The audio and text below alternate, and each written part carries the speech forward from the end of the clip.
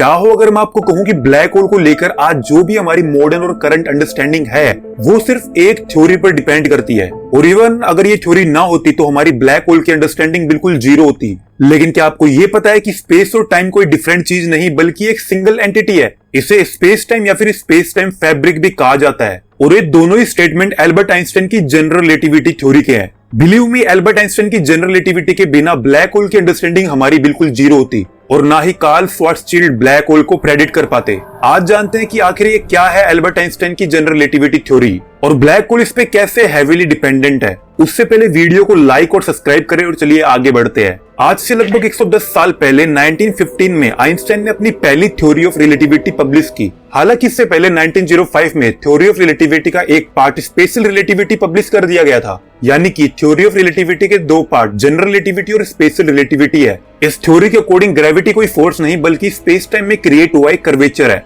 और इस कर्वेचर के द्वारा क्रिएट हुआ इफेक्ट को हम ग्रेविटी बोल रहे हैं। जबकि न्यूटन की थ्योरी ऑफ यूनिवर्सल ग्रेविटेशन के अकॉर्डिंग ग्रेविटी दो मासेस के बीच में लगने वाला एक अट्रैक्शन फोर्स है, जहां पे जिस ऑब्जेक्ट का जितना मास होगा उसका उतना ही ज्यादा ग्रेविटेशन फोर्स होगा। जैसे कि सौर मंडल में सूर्य का मास सबसे ज्यादा है तो इसकी ग्रेविटी सबसे ज्यादा होगी। हालांकि आइंस्टाइन की जनरल रिलेटिविटी थ्योरी ग्रेविटी के इस कॉन्सेप्ट को मानती ही नहीं। जनरल रिलेटिविटी के अनुसार स्पेस टाइम एक फैब्रिक की तरह है, जिस स्पेस टाइम में कर्वेचर क्रिएट होता है मास और एनर्जी की प्रेजेंस में, जहां पे जिस ऑब्जेक्ट के पास जितना ज्यादा एनर्जी और मास होगा वो स्पेस टाइम फैब्रिक में उतना ही बड़ा कर्वेचर क्रिएट करेगा, जिस वजह से आसपास के लो मास ऑब्जेक्ट उसकी तरफ फॉल करने लगेंगे, और इस स्पेस टाइम फैब्रिक को 4 डायमेंशनल कॉन्टिनम कंसीडर किया जाता है। जैसे कि एक ट्रैम्पोलिन के स्ट्रेच फैब्रिक के ऊपर एक हैवी बॉल रख दी जाए तो वहां पे भी वो बॉल एक कर्वेचर क्रिएट करेगी, और जब आप लो मास ऑब्जेक्ट ट्रैम्पोलिन के एज पे रखोगे तो वो बड़ी बॉल की तरफ अट्रैक्ट होगी। एक्चुअली अट्रैक्ट नहीं बल्कि फॉल करेगी। That's how gravity work according to Einstein model.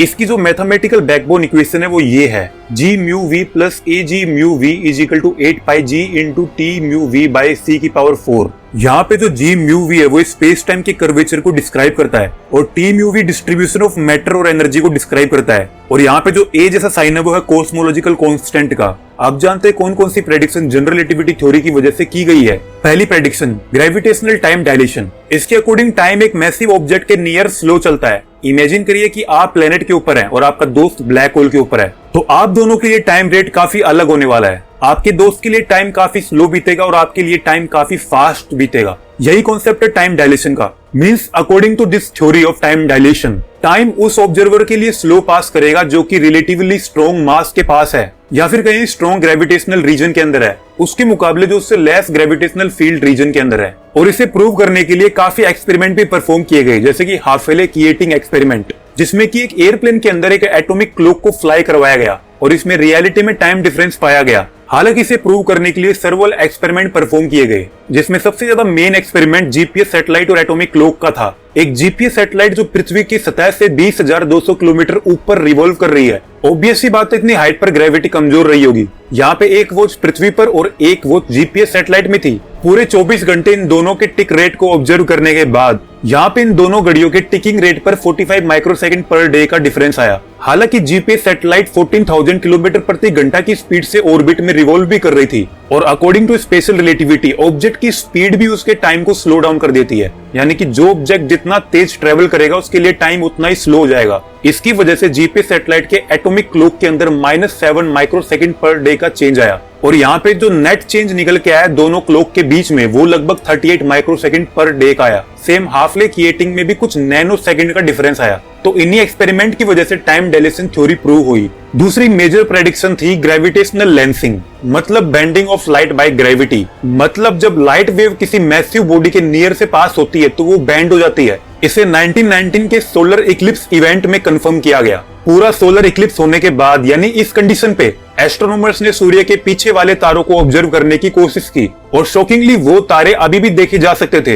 ये इफेक्ट कुछ इस प्रकार हुआ, तारे जो सूर्य के पीछे थे उनसे रिलीज हुई लाइट सूर्य के पास आकर कुछ इस प्रकार बैंड हुई और पृथ्वी तक खड़े ऑब्जर्वर तक पहुंची, जिस वजह से उसकी अपेरेंट इमेज यहाँ पे बनी। अगर ये लाइट यहाँ पे बैंड नहीं होती तो तारे को ऑब्जर्व नहीं किया जा सकता था। तीसरी प्रेडिक्शन इसकी फेरी हेलन प्रिसिशन ऑफ मरकरी। इसके अकॉर्डिंग मरकरी का ऑर्बिट स्पेस टाइम कर्वेचर की वजह से शिफ्ट होता रहता है।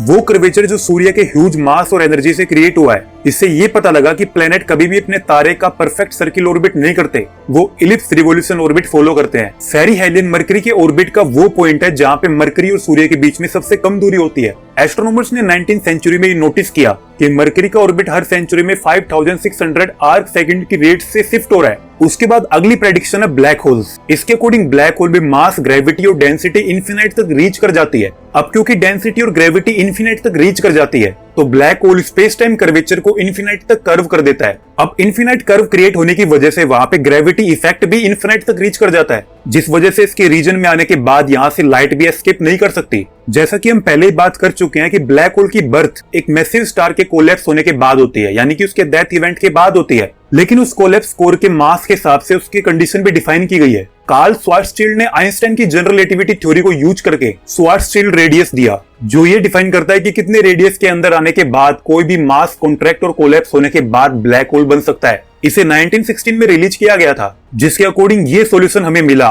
RS = 2gm/c²। यहाँ पे R श्वार्ज़शील्ड रेडियस है, G ग्रेविटेशनल कांस्टेंट, M मास और C स्पीड ऑफ लाइट। यहाँ पे मास उस ऑब्जेक्ट का मास है जिसे ब्लैक होल में कन्वर्ट होना है, और इसकी कैलकुलेशन से जो रेडियस निकल के आएगा उस मास को उस रेडियस तक कॉन्ट्रैक्ट और कंप्रेस होना पड़ेगा। वो मास जब उतने छोटे और कॉम्पैक्ट रीजन तक कंप्रेस हो जाएगा तभी एक ब्लैक होल बन पाएगा। फॉर एग्जांपल, अगर किसी तारे का मास 1.98 × 10⁻30 kg है तो इसे पूरे सॉल्यूशन के बाद 2.95 किलोमीटर के रेडियस के अंदर कंप्रेस करना पड़ेगा, तब जाके वो एक ब्लैक होल बन पाएगा। और ये जो फॉर्मूला है वो नॉन रोटेटिंग और नॉन चार्ज ब्लैक होल पर एप्लीकेबल है। हालांकि जनरल रिलेटिविटी ने 3 और ब्लैक होल के बारे में बताया है, जैसे कि कार ब्लैक होल जो कि एक रोटेटिंग ब्लैक होल है, राइसनर नोर्डस्ट्रॉम ब्लैक होल जो कि एक चार्ज ब्लैक होल की प्रेडिक्शन है, कार्ल न्यूमैन ब्लैक होल जो कि एक स्पिनिंग और चार्ज ब्लैक होल है। तो एक्चुअली जनरल रिलेटिविटी से ही ब्लैक होल की असल पहचान है। 95% प्लस हम ब्लैक होल के बारे में जनरल रिलेटिविटी की वजह से जानते हैं। उसके बाद ग्रेविटेशनल वेव्स की प्रेडिक्शन।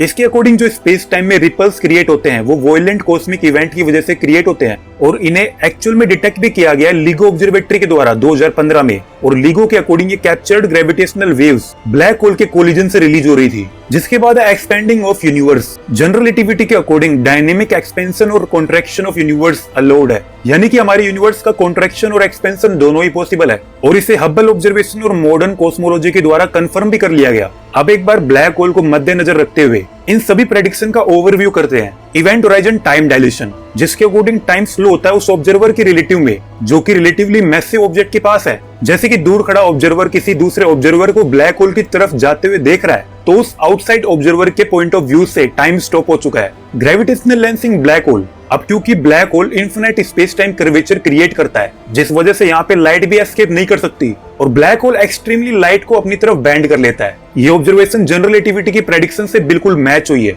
अब अगर आइंस्टाइन की ग्रेविटी मॉडल और आइजैक न्यूटन की ग्रेविटी मॉडल को कंपेयर किया जाए तो nature of gravity Newtonian gravity के according force between two masses के बीच में है, और आइंस्टाइन की रिलेटिविटी थ्योरी के अकॉर्डिंग ग्रेविटी एक इफेक्ट है जो कि स्पेस टाइम कर्वेचर की वजह से क्रिएट हुआ है। Speed of gravity according to Newtonian gravity instantaneous है, वहीं आइंस्टाइन की थ्योरी के according limited to speed of light है। Light affected by gravity Newtonian gravity के according light not affected by gravity. लेकिन आइंस्टाइन की थ्योरी के according light affected by gravity, क्योंकि लाइट मैसिव ऑब्जेक्ट की ग्रेविटी की वजह से बैंड हो जाती है। According to Newtonian gravity it's only applicable for week fields and slow speeds. लेकिन आइंस्टाइन का ग्रेविटेशन मॉडल स्ट्रॉन्ग फील्ड्स और हाई स्पीड के लिए एप्लीकेबल है। एल्बर्ट आइंस्टाइन का famous quote, time space and gravitation have no separate existence from matter. तो ये थी थ्योरी ऑफ जनरल रिलेटिविटी। अगर आपको कोई भी डाउट हो तो आप कमेंट सेक्शन में पूछ सकते हैं।